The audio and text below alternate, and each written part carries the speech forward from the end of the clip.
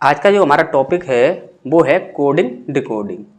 तो coding decoding में सदैव क्या किया जाता है कि आपको कुछ नंबर्स याद कराए जाते हैं, जैसे कि ये अल्फ़ाबेट इतने नंबर पर आता है और ये अल्फ़ाबेट इतने नंबर पर आता है। दूसरा, इस अल्फ़ाबेट का अपोजिट ये होता है और इस अल्फ़ाबेट का अपोजिट ये होता है। कोडिंग और डिकोडिंग पूर्ण रूप से इन्हीं चीज़ों पर आधारित होता है। यदि बात की जाए इनको याद करने की, तो काफ़ी सारे ऐसे स्टूडेंट्स होते हैं जिनको ये कोडिंग डिकोडिंग के जो नंबर्स होते हैं, अल्फ़ाबेट कितने नंबर पर आ रहा है, ये बात उनको याद नहीं हो पाते हैं। तो उसके लिए हम आपको ऐसा तरीका बताएंगे जिससे किसी भी नंबर को आपको याद करने की आवश्यकता नहीं पड़ेगी। आप किसी भी अल्फ़ाबेट को देखोगे तो तुरंत आपके माइंड में क्लिक करेगा कि ये अल्फ़ाबेट इतने नंबर पर आता है। ये कैसे होगा? तो स्टार्ट करते हैं आज का हमारा टॉपिक कोडिंग डिकोडिंग। तो कोडिंग डिकोडिंग में सबसे पहले हमें यही पता होना चाहिए कि ये कोडिंग और डिकोडिंग का मतलब क्या होता है। तो देखिए, कोडिंग का मतलब होता है कोड देना और डिकोडिंग का मतलब होता है कोड को तोड़ना। जैसे कि एग्जाम्पल के तौर पर समझें तो आपके पास एक मोबाइल है और आप चाहते हैं कि इस मोबाइल को कोई और यूज ना कर सके, तो आपने क्या किया, उसमें एक पैटर्न लॉक लगा दिया या फिर कोई कोड लगा दिया, पैटर्न लॉक लगा दिया या फिर आपने कोई अल्फ़ाबेट या 1 2 3 वाला कोई भी कोड लगा दिया। तो आपने इस तरह से उसे एक कोड दिया, तो उसे कहते हैं हम कोडिंग। यदि डिकोडिंग की बात करें तो जब कभी भी हमें मोबाइल यूज करना है तो यूज करने के लिए हम क्या करते हैं कि उस मोबाइल में जो भी पैटर्न लॉक लगा हुआ है या फिर जो भी पिन लॉक लगा हुआ है वही पिन लॉक डाल देते हैं या फिर पैटर्न लॉक डाल देते हैं। तो उससे क्या होता है कि मोबाइल ओपन हो जाता है। वही होता है हमारा डिकोडिंग। तो कोडिंग डिकोडिंग का मतलब आपको अच्छे से समझ आ गया होगा। तो जब कोई भी क्वेश्चन बनाया जाता है तो उसे एक कोड दिया जाता है, तो वही कोड होता है आपका कोडिंग। और जब उसे हम अपने तर्क से समझते हैं कि इसमें क्या कोड लगाया गया है, तब हम उस कोड को तोड़ते हैं, तब उसका आंसर निकल कर आता है, वह होता है हमारा डिकोडिंग। तो अब उस ट्रिक पर आते हैं जिस ट्रिक के बारे में हम बात कर रहे थे कि कभी भी किसी भी अल्फ़ाबेट को आपको याद करने की आवश्यकता नहीं पड़ेगी कि ये अल्फ़ाबेट कितने नंबर पर आता है। तो आपको अधिकतर याद कराया जाता है ये इजोटी। इजोटी में ई आपका 5 नंबर पर आता है, जे 10 नंबर पर आता है, ओ 15 पर, टी 20 पर और बाई 25 पर। इसके बाद आपको बोला जाता है कि A B C D E, ये आपके 1 2 3 ये 5 तक होते हैं, ये आपको याद होते हैं। तो आप हमेशा याद रखिए कि ये ए से लेकर ई तक तो ये सभी को याद रहते हैं, क्योंकि ये स्टार्टिंग के अल्फ़ाबेट होते हैं, ये आपको सभी को याद रहते हैं। यदि बाई की बात की जाए तो बाई जो होता है आपका, ये सेकंड लास्ट नंबर होता है और ये सभी को याद रहता है, क्योंकि जितने भी हमारे अल्फ़ाबेट होते हैं, जितने भी हमारे अंग्रेजी के अल्फ़ाबेट हैं, तो उनमें जो बाई अल्फ़ाबेट जो है, बाई अल्फ़ाबेट सेकंड लास्ट होता है। और सारे टोटल कितने होते हैं आपके 26 होते हैं, और 26 में से एक माइनस करेंगे कितना आया 25। तो बाई आपको याद रहता है। यदि टी की बात की जाए तो टी को आप हमेशा याद रखोगे T20 से। T20 जो क्रिकेट मैच होते हैं तो उससे आप याद रखोगे T20। इसके बाद हम ओ की बात करें तो ओ को आपको हम याद करने का तरीका बताएंगे और जे को भी हम याद करने का आपको तरीका बताएंगे। और ई जो होता है आपको A B C D E, यहां तक आपको सारे याद ही रहते हैं। तो स्टार्ट करते हैं। सबसे पहला जो हमारा नंबर है वो होता है एफ। ये कितने पर आता है? ये 6 पर आता है। इसके बाद पी, ये कितने पर आता है आपका? ये 16 पर आता है। तो ये एफ 6 पर और पी 16 पर, ये कैसे आते हैं तो इस चीज को देख लेते हैं।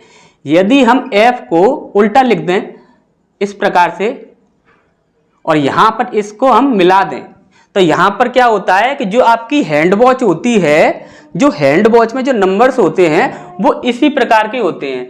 तो आपको अच्छे से समझ आ रहा होगा, ये कितने नंबर हो गया? 6 नंबर हो गया। यहां से ये कितने नंबर बना? 6 नंबर बना। यदि पी की बात करें, यदि पी को भी इसी प्रकार से हम उल्टा लिख दें तो ये भी आपका 6 नंबर जैसे लगता है। तो यहां पर ये कितना हो जाता है? 6। यदि एफ 6 पर आ रहा है तो पी कितने पर हो जाएगा? 16 पर।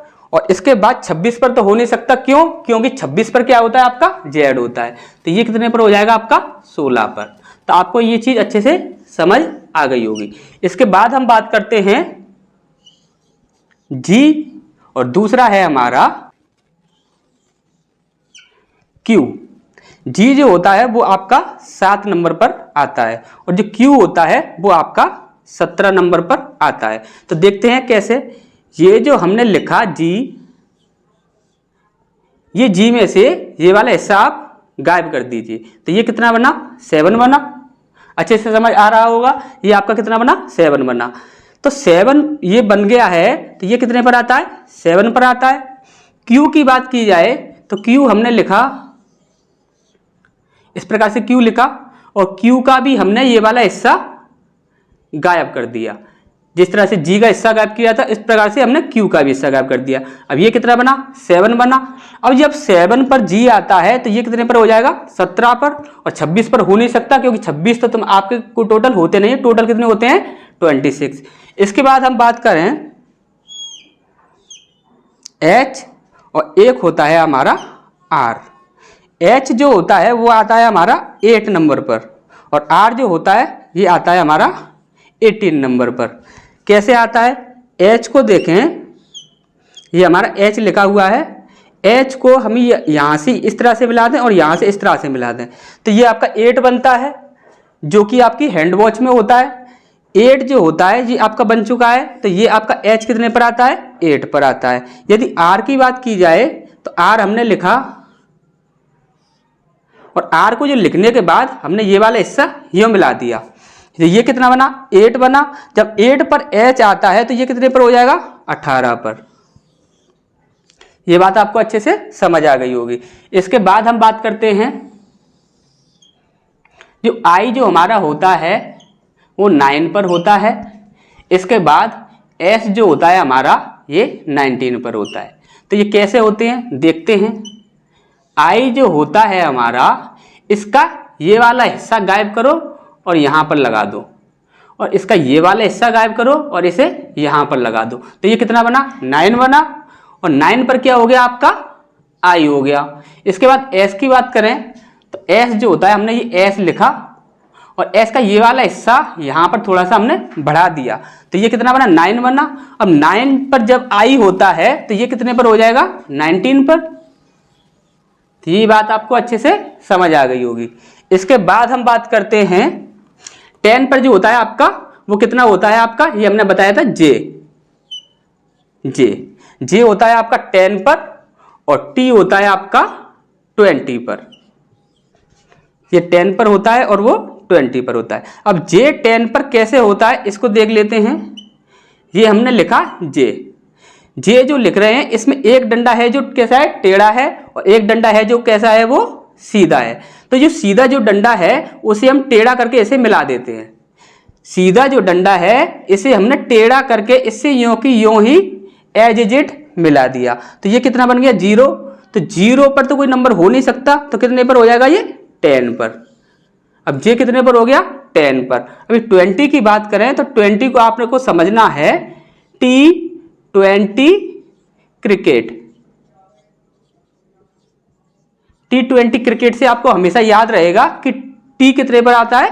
20 पर आता है। तो आपको 20 अच्छे से समझ आ गया होगा। इसके बाद हम बात करते हैं, जो के जो होता है ये आता है आपका 11 नंबर पर। इसके बाद होता है आपका यू। यू जो होता है वो आता है आपका 21 पर। तो ये कैसे होते हैं देख लेते हैं। ये जो के का जो पहला जो डंडा है इसे हमने ऐसा का तैसा ही लिख दिया। इसके बाद जो हमने के लिखा तो कैसे लिखा? यों। अब ये जो टेढ़ा डंडा है इसे हमने कर दिया सीधा। पहला जो सीधा डंडा था वो हमने ऐसा की तैसा ही ले लिया, और जो फिर उसके बाद जो टेढ़ा डंडा था उसे हमने क्या कर दिया? सीधा कर दिया। तो ये कितने पर बन गया? 11 पर।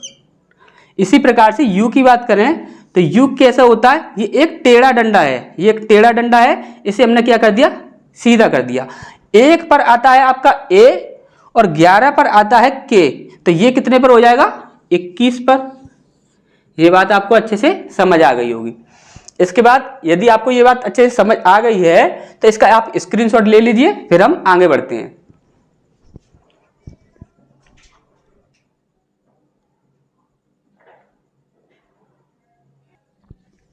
इसके बाद जो हमें पढ़ना है वो है एल।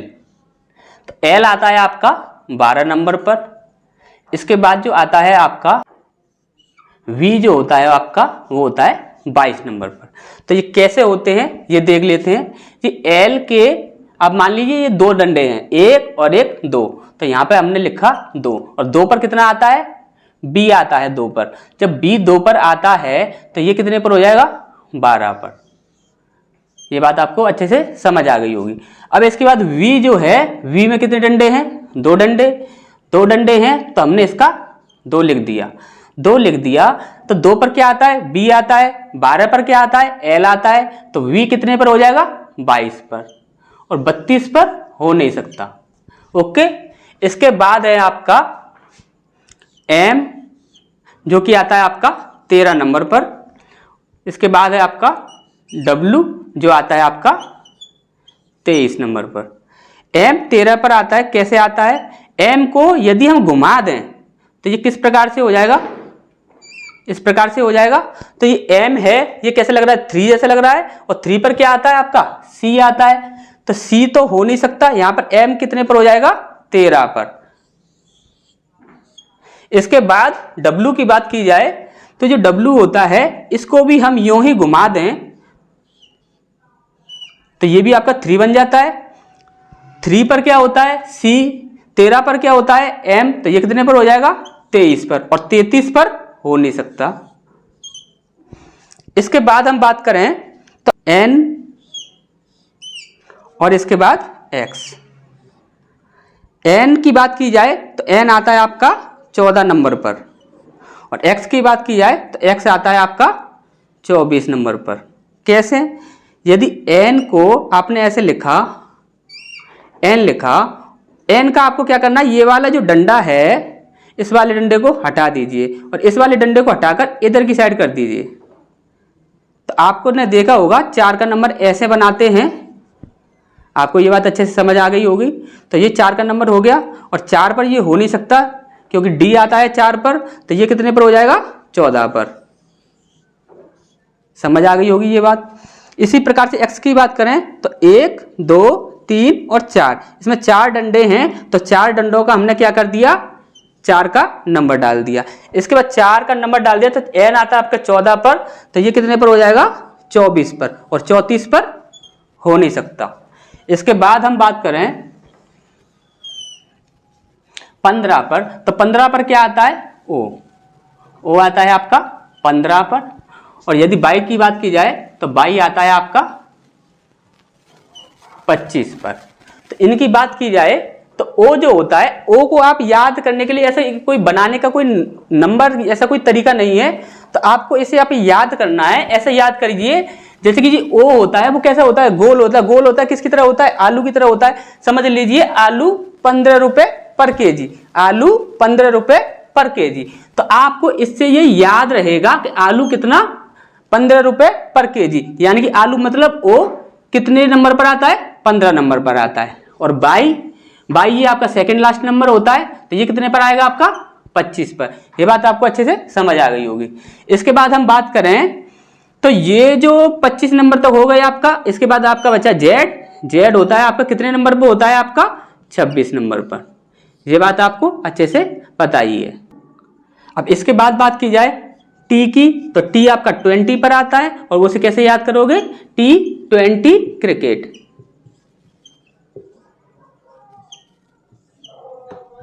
यदि आपको ये चीज अच्छे से समझ ना आई हो तो एक बार रिपीट करके इस वीडियो को और देख लेना, आपको 101% ये सारे नंबर कभी भी याद करने की जरूरत नहीं पड़ेगी। अभी हम आपको अपोजिट निकालने की 2 ट्रिक बताते हैं, और अभी हम अपोजिट पढ़ने वाले हैं, तो अपोजिट निकालने की हम आपको 2 ट्रिक बताएंगे, और 2 ट्रिक से आपको अपोजिट अच्छे से याद हो जाएंगे। आपको कभी भी याद करने की जरूरत नहीं पड़ेगी इतना। तो समझते हैं अपोजिट, तब तक आप इसका स्क्रीनशॉट ले लीजिए।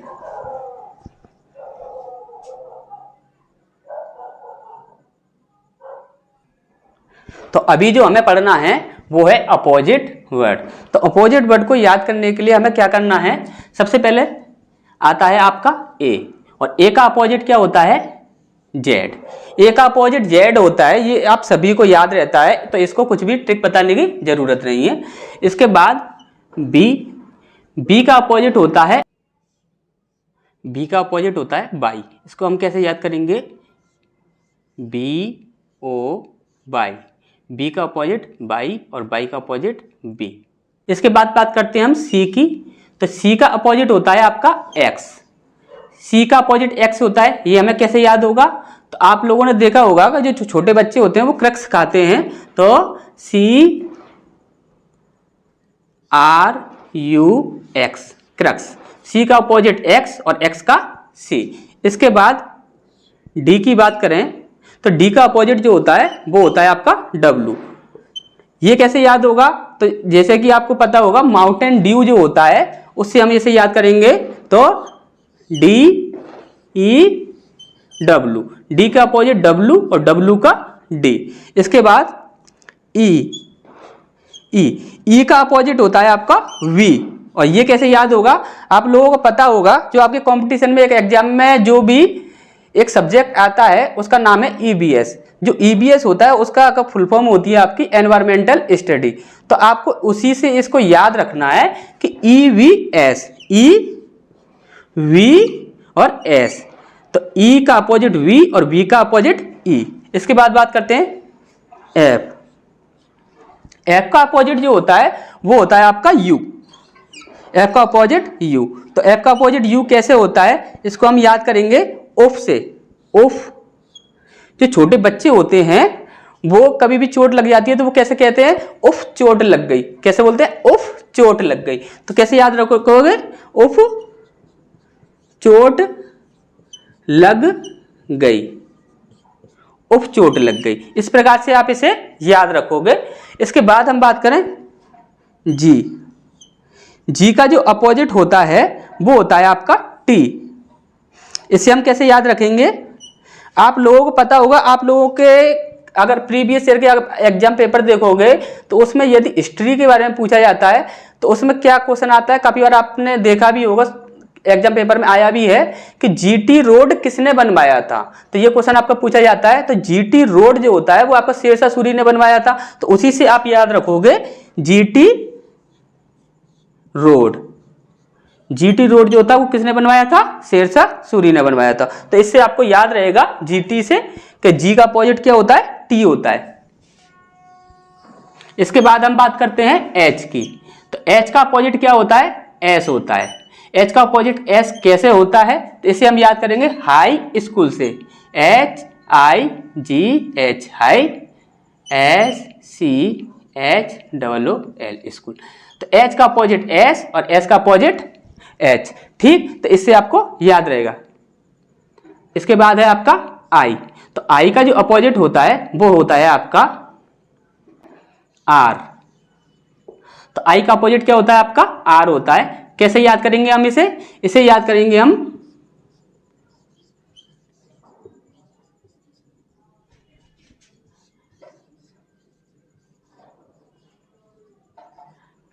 Indian railway. इंडियन रेलवे, आई का अपोजिट आर और आर का अपोजिट आई। इसके बाद जे। जे, जे का जो अपोजिट होता है वो होता है आपका क्यू। तो जे का अपोजिट क्या होता है, क्यू होता है। जे का अपोजिट क्यू होता है। ये कैसे याद करेंगे, तो जाने क्यों, इससे आपको अच्छे से याद हो जाएगा। जाने क्यों, जाने से जे और क्यों से क्यू, जाने क्यों। जे का अपोजिट क्यू और क्यू का अपोजिट जे।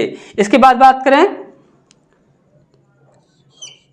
के का अपोजिट क्या होता है, पी होता है। ये सभी को याद रहता है। आप लोगों ने सबने ही आमिर खान की जो मूवी है पीके, तो पीके मूवी आप लोगों ने देखी ही होगी, तो उसी से आपको याद रहेगा पीके, पीके मूवी। तो पीके मूवी से आपको याद रहेगा पी का अपोजिट क्या होता है, के होता है, और के का अपोजिट पी होता है। इसके बाद बात करें एल। एल का अपोजिट क्या होता है, ओ होता है। इसे हम कैसे याद करेंगे, तो ये सभी को याद रहता है अधिकतर, L O V E, love, L O V E. तो एल का अपोजिट ओ का अपोजिट एल। इसके बाद हम बात करें एम। एम का अपोजिट होता है आपका एन।